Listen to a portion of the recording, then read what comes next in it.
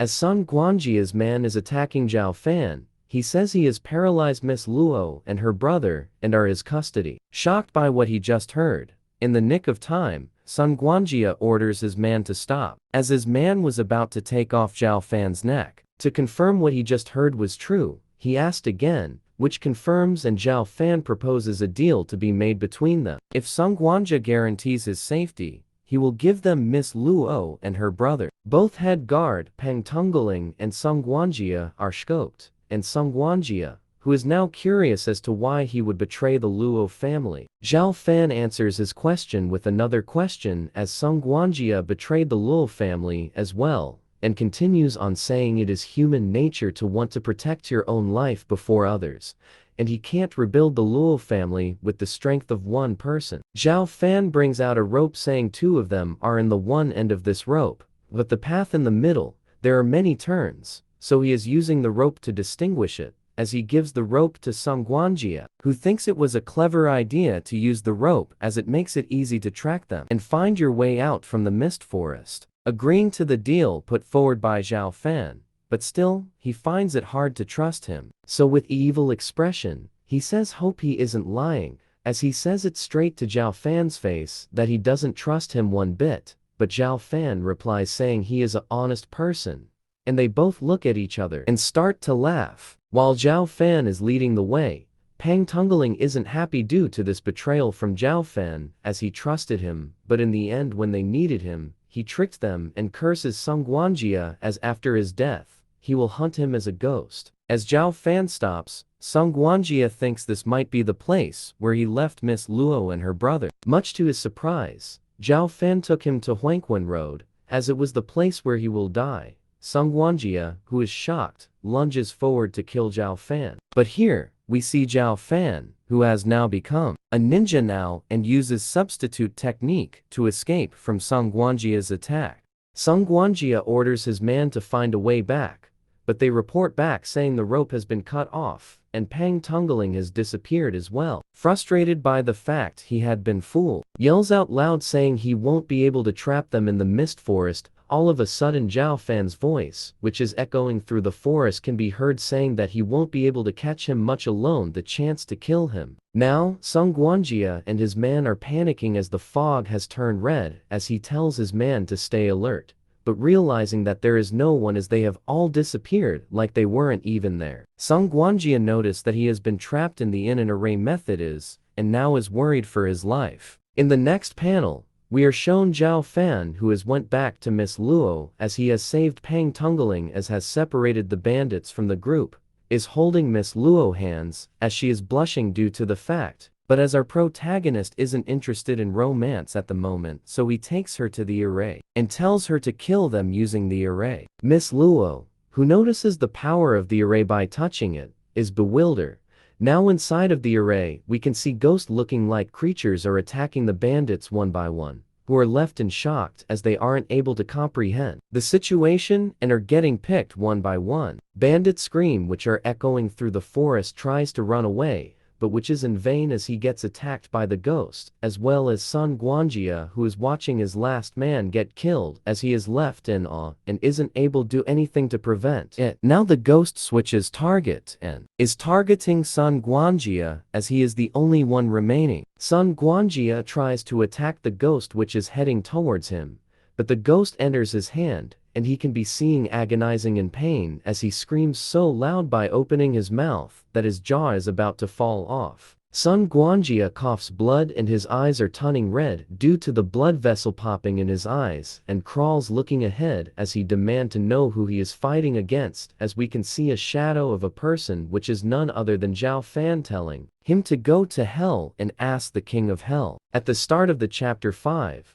it looks like the array is going out of control, but it was Zhuo Fan doing as the array he used to kill Sun Guangjia and his men to grow his power as the. Another function of the array was that he can use the ghost to suck out the strength of the person by entering the body, which he can accumulate in his body to expand his own power. By conjuring all of the power gathered by the array into his body, he has made a breakthrough to the 9th level. Zhuo Fan, who looks happy as the breakthrough this time was much better, as he has got 3 times energy located in acupuncture, Now having made a breakthrough, he sets his mind to practicing martial arts. Miss Luo enters the frame with young master and Pang Tungling calling for Zhuo Fan, showing concerns for him, as all of a sudden the array had gone out of control, and young master noticed that the fog has also disappeared. He assures her that he is fine, and had gone to check if Sun Guanja and the bandits were dead or not.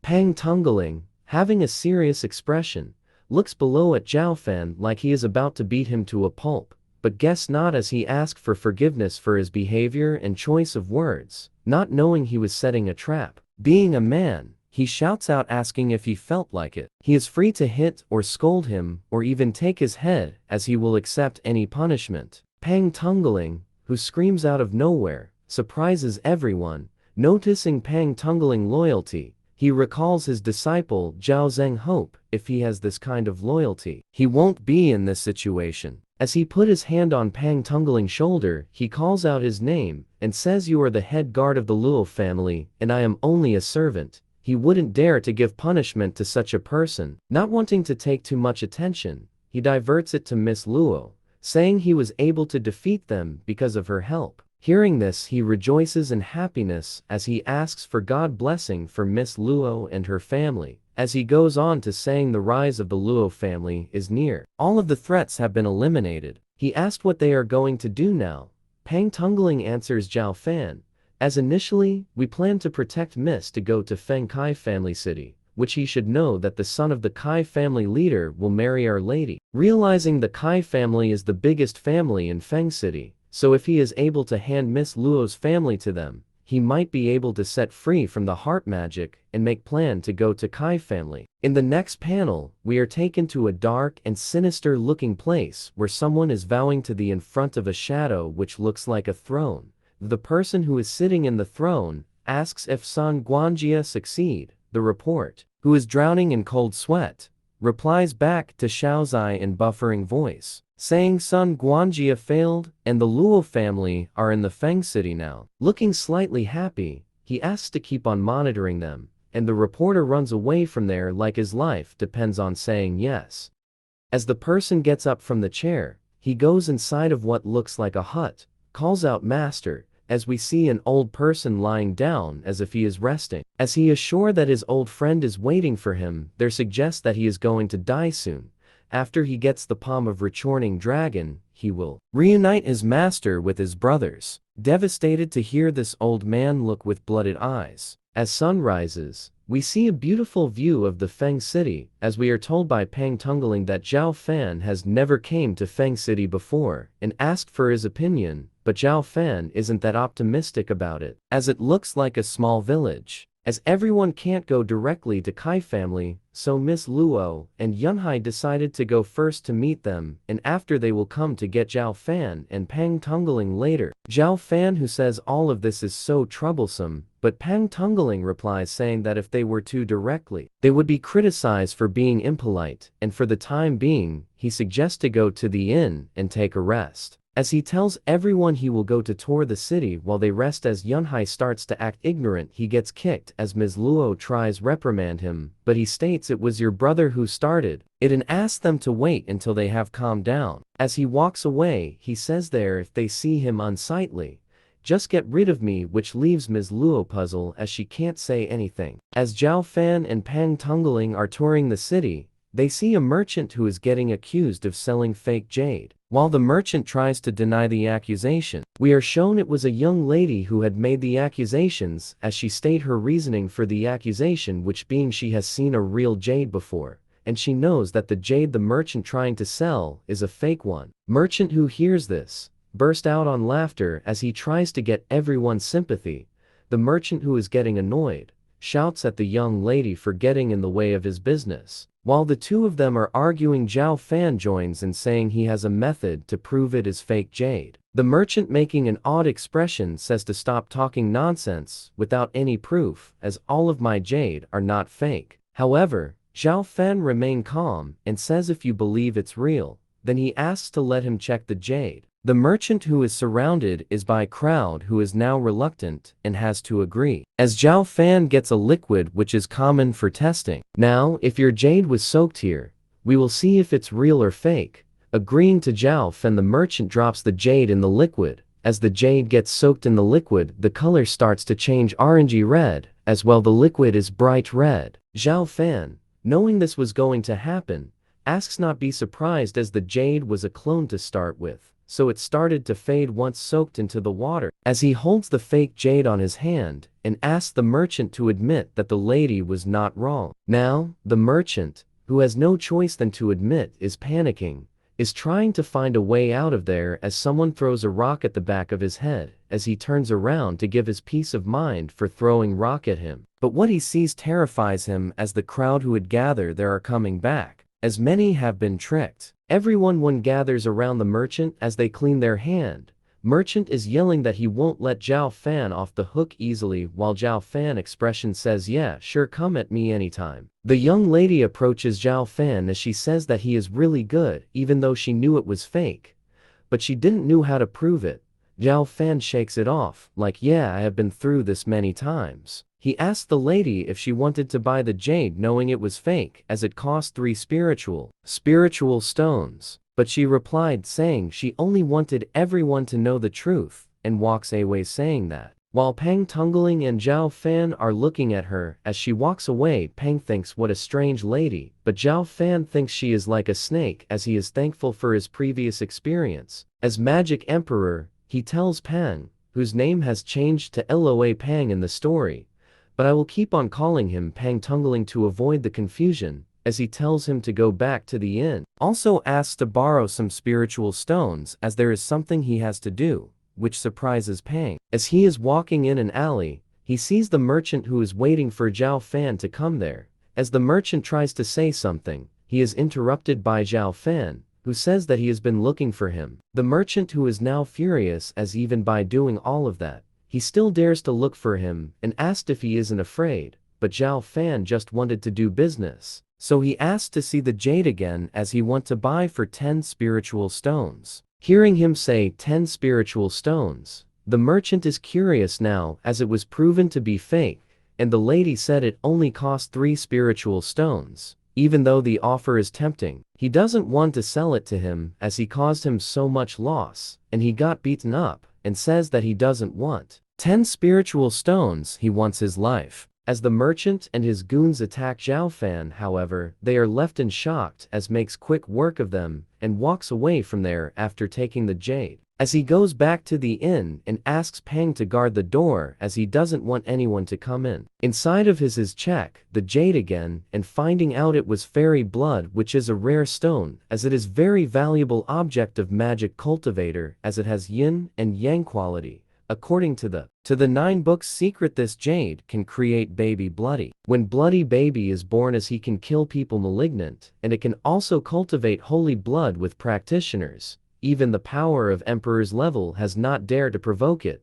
Zhuo Fan cuts his wrist, and his blood is soaking the jade, and Ao is happy about his luck. In the next chapter, we find out that if anyone wants to practice the bloody baby, they must drip fresh blood to it until their spirit is the same as fairy blood, to feel their heart. Zhuo Fan, who has lost too much blood now, is starting to feel dizzy. But he doesn't want to lose this chance as he wants to use fairy blood for bloody baby, as he only has this chance, as if he gives up now, there's no other chance, as when you start you must finish it. He is throwing up blood as if he keeps this up, he will put his life at risk. As he thinks about giving up, if he dies, then what's the point of the fairy blood? As he recalls his past, he hears a voice in his head reminding himself how he got betrayed while he is about to give up, as he sees the past of how his own disciple backstabbed him. All of this acts as a triggers to Zhuo Fan, which gives him the last push which he needed to suck.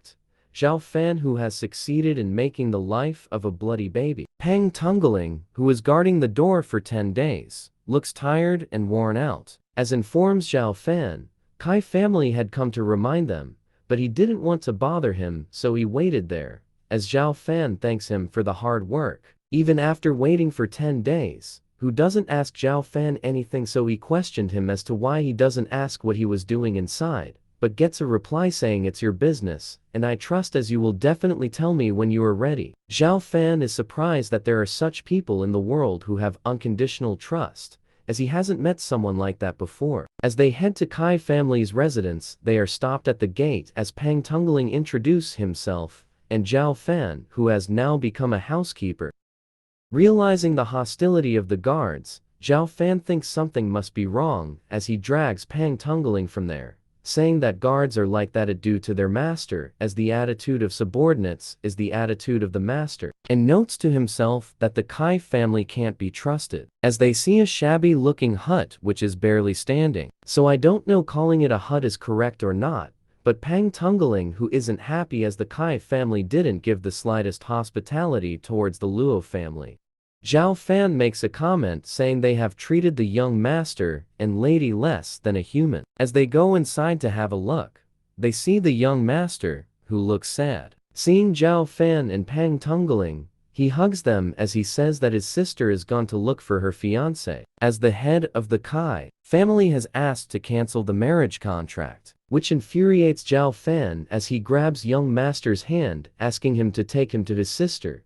As inside of the Kai family, we are shown Miss Luo fiancé who is playing with another woman, which make Ms. Luo disgusted. Shallowing her pride, Miss Luo calls out to her fiancé, who doesn't look happy to see her there. He says he has got nothing to do with her anymore, as he only has eyes for sister Yifan, while she makes fun of Ms. Luo. Miss Luo, however, shouts out loud, "Zhao Ting, I don't expect you to cancel this marriage," as she tells him to persuade uncle as she asks him to help Luo family, but he just walks away saying it has got nothing to do with me. But Ms. Luo hasn't given up yet as she asks to recall the past as have grown up together. Zhao Ting, who is left speechless as he doesn't know how to respond, but Yu fell straight up slaps Ms. Luo, telling her to stay away from Zhao Ting as he is hers, who also yells at the guy telling him to not to approach this woman in the future if he knows what's good for him. The guy, who is like a wimp, scared to do anything,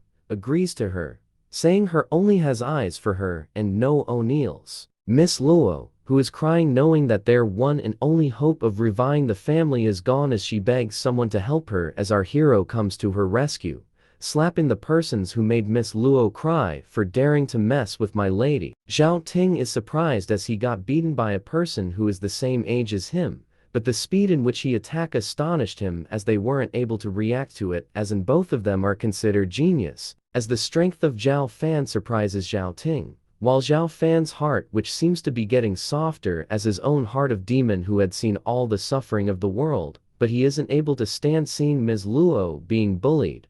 Knowing all of this was happening due to the heart magic, he grits his teeth as he has to spend more time dealing with Luo family as he wipes her tear, putting his arm around Miss Luo and taking her away in the process. It makes Miss Luo blush while Zhao Ting is surprised, as the lady ordered them to stop, not letting them want to go that easily after hitting her, as she tell them to kneel and kowtow 3 times in front of her if they want to leave from there, while Miss Luo argues she is going too far, but Zhao Ting shouts saying if they don't kneel, don't expect to leave, while the lady threatens that she will harm Miss Luo brother if they don't do as they are told, which annoys Pang Tungling and shock Ms. Luo, who suggests to knelt down while the two of them are looking down with a smug on their face. Zhao Fan, who is enraged now as his eyes turn red, lunges forward, grabbing on their face as they aren't able to respond to slamming both of them to the ground. The lady, who still has the energy to barks, gets a swift kick to the face which send her flying, while the audience there are shocked at Zhao Fan behavior. We hear a voice coming from behind them as someone is yelling,